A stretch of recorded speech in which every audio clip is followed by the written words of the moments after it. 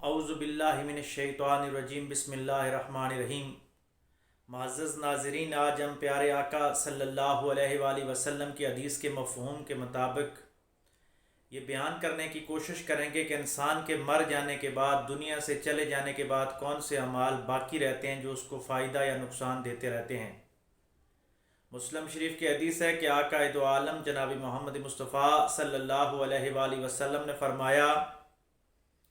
کہ مرنے کے بعد انسان کے اعمال منقطع ہو جاتے ہیں، لیکن 3 چیزوں کا ثواب اس کو ملتا رہتا ہے۔ ایک، صدقہ جاریہ، دوسرا نفع دینے والا علم،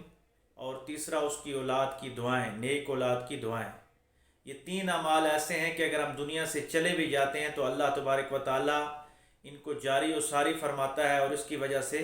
ہمیں نیکیاں ملتی رہتی ہیں اور ہمارے درجات بلند ہوتے رہتے ہیں۔ صدقہ جاریہ سے یہ مراد ہے کہ اگر انسان نے کوئی راستہ بنایا ہے، کوئی گلی پختہ کی ہے،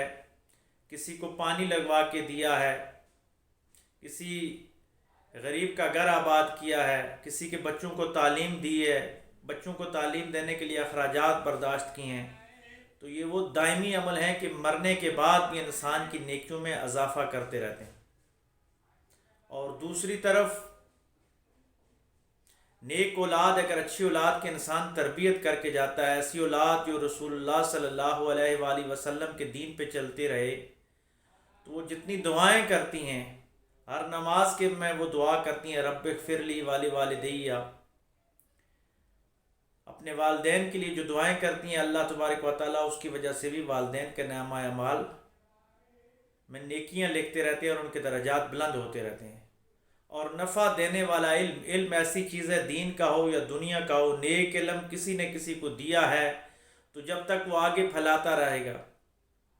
یہ ایسا ایک نیکیوں کا سمندر ہے کہ آپ نے کسی کو نیک بات سکھا دی، علم سکھا دیا، وہ آگے جتنوں کو سکھاتا رہے گا، قیامت تک آپ کا یہ چینل چلتا رہے گا۔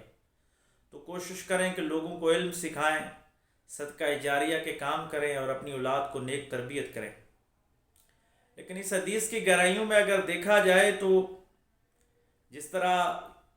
نیک اعمال جاری و ساری رہتے ہیں، کہیں ایسا نہ ہو کہ ہمارے اعمال بد بھی جاری رہیں۔ آج کل سوشل میڈیا کا دور ہے، فحاشی اور عریانی بڑے عروج پہ ہے، نازیبا پوسٹیں فیس بک پہ، سوشل میڈیا پہ، یوٹیوب پہ، واٹس ایپ پہ ہم کو ایسی تصاویر لگا دیتے ہیں، ایسی ویڈیو ہماری وجہ سے وائرل ہو جاتی ہے جس میں فحاشی اور عریانی ہے، یا کوئی برا کام ہے، یا کوئی جھوٹی خبر ہماری وجہ سے وائرل ہو جاتی ہے، تو جب تک وہ چلتی رہے گی اس کا گناہ بھی تو ہمیں ملتا رہے گا۔ ہمیں اس چیز پہ سوچنا ہوگا کہ ہم نیکیوں کی کثرت کرنے والے بن جائیں۔ ہم روزانہ سوشل میڈیا پہ ایک مستند حدیث لگا لیا کریں، حضور نبی کریم صلی اللہ علیہ وآلہ وسلم کے فرمودات کو آگے پھیلائیں، قرآن مجید کی کسی آیت کو سمجھیں اور اس کا ترجمہ فیس بک پہ کی وال پہ لگائیں، واٹس ایپ پہ، یوٹیوب پہ اس کو شیئر کریں، جہاں تک ہو سکے نیکیوں کا پیغام ہو۔ ہمارے دنیا سے چلے جانے کے بعد بھی اگر یوٹیوب، فیس بک پہ ہماری قرآن و حدیث سے مزین باتیں چلتی رہی تو یقیناً